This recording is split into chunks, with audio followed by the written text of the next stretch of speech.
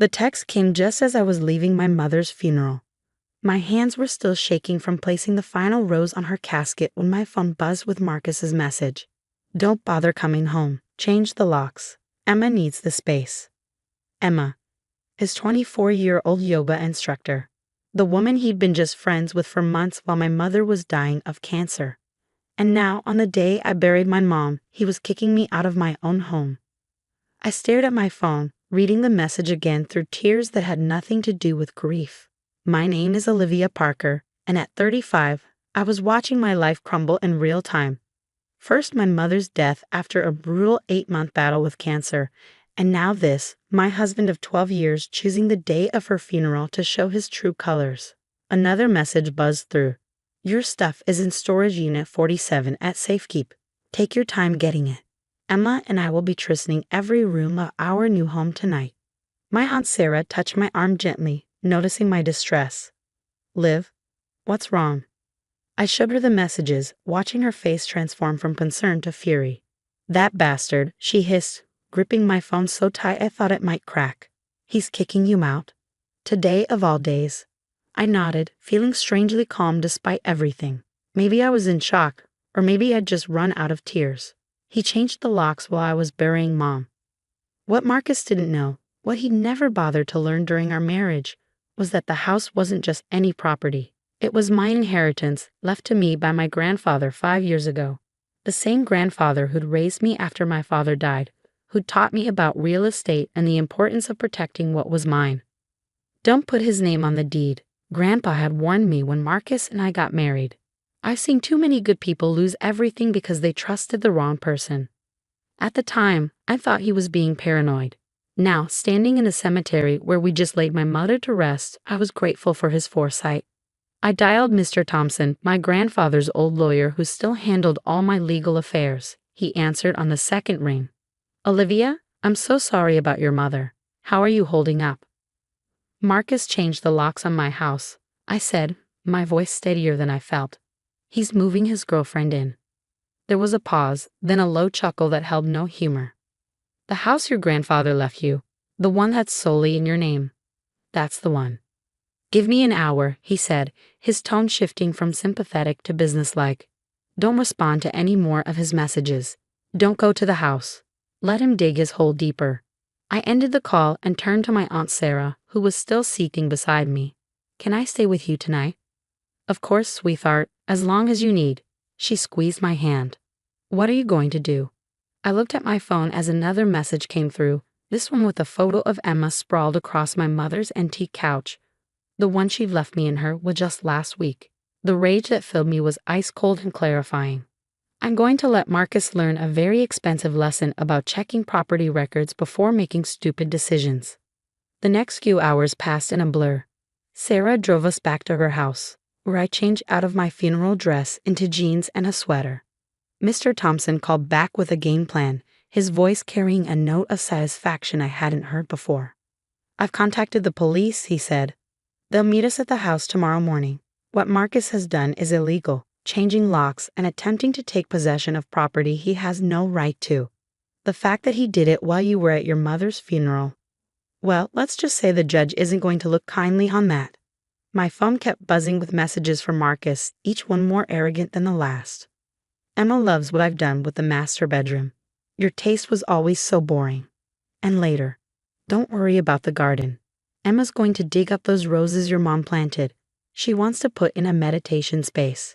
Each message was carefully screenshotted and forwarded to Mr. Thompson, evidence of Marcus's intentions, his casual cruelty, his complete disregard for my property rights. I didn't respond to any of them, though my fingers itched to tell him exactly what was coming. That evening, curled up on Sarah's couch with a cup of tea, I found myself looking through old photos on my phone. Marcus and I, on our wedding day, both smiling, both so young. Had he always been this person? This selfish, this cruel? Or had it happened gradually, so slowly I hadn't noticed until it was too late? You know what your mom would say right now? Sarah said, sitting down beside me. She'd say, sometimes people show you exactly who they are. Believe them the first time. I smiled, remembering Mom's wisdom, her strength. She'd never really liked Marcus, though she'd been too kind to say it outright. Maybe she'd seen something in him that I'd been too blind to notice. Tomorrow's going to be interesting, I said, putting my phone away. Marcus has no idea what's coming. Sarah grinned, a fierce expression that reminded me so much of Mom it hurt. Want me to come with you? I'd love to see his face when he realizes what he's done. I nodded, feeling stronger than I had all day. Tomorrow would bring its own challenges, but for now, I had family by my side and the law on my side. Marcus thought he'd won, thought he could discard me like yesterday's trash and take what was mine. He was about to learn exactly how wrong he was. The next morning dawned bright and cold. I had barely slept, but adrenaline coursed through my veins as Sarah and I pulled up to my house. 2 police cars were already waiting, along with Mr. Thompson's sleek black sedan. Marcus's new Tesla was in the driveway, parked in the exact spot where Mom used to park when she came to visit. The sight of it made my blood boil, but I kept my expression neutral as I stepped out of the car. Mrs. Parker, Officer Reynolds greeted me, his face professional but sympathetic. Mr. Thompson has briefed us on the situation. Are you ready to proceed? I nodded, straightening my spine. More than ready. Mr. Thompson approached, carrying a thick folder. I have all the documentation here, the deed, property tax records, your grandfather's will. There's no question about ownership. He paused, a slight smile crossing his face. Shall we? Officer Reynolds knocked firmly on the door. We could hear music playing inside, laughter. The sounds of my life being overwritten by strangers. The door opened, and there stood Emma in what appeared to be one of my silk robes, her face falling when she saw the police. Can I help you? She asked, trying to sound confident, but her voice wavered slightly. Is Marcus Wilson here? Officer Reynolds asked. We need to speak with both of you. Babe, who is it? Marcus's voice called from inside. He appeared behind Emma, shirtless, looking like he owned the place. His smug expression froze when he saw me standing between 2 police officers. What's going on? He demanded, pushing past Emma to stand in the doorway. Olivia, what are you doing? I told you not to come back. Mr. Thompson stepped forward. Mr. Wilson, I'm Richard Thompson, Mrs. Parker's attorney. I'm here to inform you that you're currently illegally occupying property that belongs solely to my client. You had exactly 1 hour to gather your personal belongings and vacate the premises. Marcus's face reddened. This is my house. I've been living here for years. You can't just. Actually, I interrupted, my voice steady. It's not your house.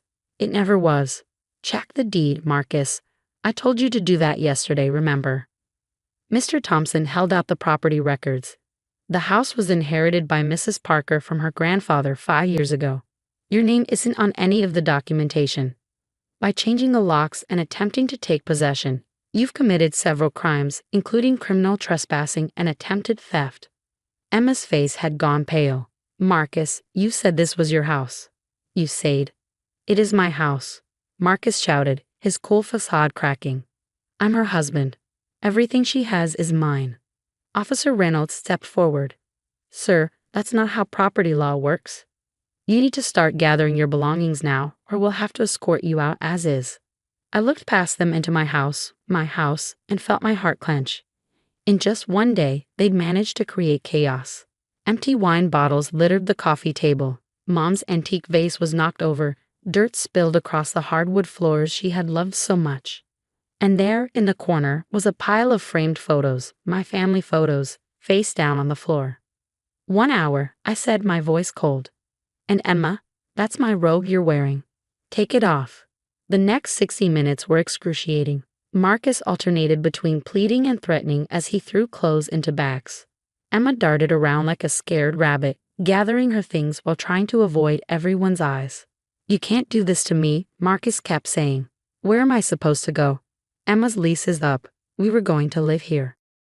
You should have thought about that before you changed the locks while I was at my mother's funeral, I replied calmly. Each time he started to argue, I held up my phone, showing the messages he had sent. Would you like me to read these out loud? The ones where you bragged about christening my house? Sarah stood beside me, her presence a solid comfort as we watched them pack. She had been taking photos of the damage they caused. The scratched floors, the stained carpets, the broken pieces of my life they carelessly tossed aside. You'll be receiving a bill for the damages, Mr. Thompson informed Marcus. I suggest you pay it promptly if you want to avoid additional legal complications. Finally, after what seemed like an eternity, Marcus and Emma stood on the front lawn with their hastily packed bags. The neighbors had begun to gather, watching the scene unfold with poorly concealed interest. "You'll regret this," Marcus spat, his handsome face twisted with rage. "You think you've won? I'll sue you for everything you have." I stepped closer to him, close enough to smell the expensive cologne I had given him for Christmas last year. "No, Marcus, you won't. Because if you try, I'll make sure everyone sees these messages. I'll make sure they know you kicked your wife out of her own house while she was burying her mother. How do you think that will look to your clients? To your precious country club friends?" He flinched, and in that moment, I saw him clearly for the first time, not as my husband, not as the man I had loved for 12 years, but as a coward who had thought he could take what wasn't his. "And Marcus," I added, watching him pause by his Tesla, "the car payments come from my account. You might want to look into that too." As they drove away, Emma crying in the passenger seat, I felt a weight lift from my shoulders. The house was a mess, but it was mine. Every broken item, every stain, every scratch was just evidence of who Marcus really was. Officer Reynolds approached with his notepad. "Would you like to press charges, Mrs. Parker?" What they did, especially the timing of it, could be considered criminal. I thought about it for a moment, looking at my beautiful home, thinking of my mom, my grandfather, everything they had worked to protect. "Yes," I said firmly. "Yes, I would." Sarah squeezed my hand. "Mom would be so proud of you right now." As the police began documenting the damage, I walked through each room, taking in the chaos Marcus and Emma had created in just one day. In the master bedroom, they had thrown my clothes into garbage bags. In the kitchen, they had already replaced my coffee maker with Emma's fancy espresso machine. And in the garden, I stopped cold. The roses, Mom's roses, they had actually started digging them up. Standing there, looking at the uprooted plants my mother had tenderly cared for, something hardened inside me. This wasn't just about the house anymore. This was about honoring the people who had loved me, who had protected me, who had taught me to stand up for myself. Marcus thought the story was over. He thought he had lost the house and that would be the end of it. He had no idea what was coming next. In the weeks that followed, Marcus learned exactly what happens when you underestimate a woman with nothing left to lose. The criminal charges for trespassing and property damage were just the beginning. Once word got out about what he'd done, kicking his wife out during her mother's funeral, his carefully crafted social image crumbled. The country club, where he'd spent every Saturday networking with clients, quietly revoked his membership. His law firm, which prided itself on family values, placed him on indefinite leave pending an ethics review. Emma disappeared to Bali, posting vague Instagram quotes about toxic relationships and learning to trust again. She quickly figured out that Marcus wasn't the wealthy divorcee he pretended to be. But the real blow came when Marcus discovered just how much of his lifestyle had been funded by my accounts. The Tesla was repossessed. His credit cards, all linked to my stellar credit history, were canceled. The monthly payments to his investment accounts stopped. "He's trying to negotiate," Mr. Thompson told me during one of our meetings. "Says he'll drop all claims to the house if you'll agree to support him financially for 6 months while he gets back on his feet." I almost laughed. And I told him he's lucky we're not suing him for emotional distress. The judge was particularly interested in the photos of your mother's damaged roses. Those roses, I'd spent days carefully replanting them, nursing them back to health. Each one felt like a small victory, a way of honoring Mom's memory while erasing the damage Marcus had tried to cause. One morning, about a month after everything happened, I was having coffee on my porch when a familiar Tesla pulled up. Marcus stepped out, looking thinner, his designer clothes replaced by department store basics. "Olivia," he called out, staying by the car as if uncertain of his welcome. "Can we talk?" I sipped my coffee, thinking of all the times I'd forgiven him, all the times I'd let him smooth talk his way out of consequences. "No, Marcus, we can't."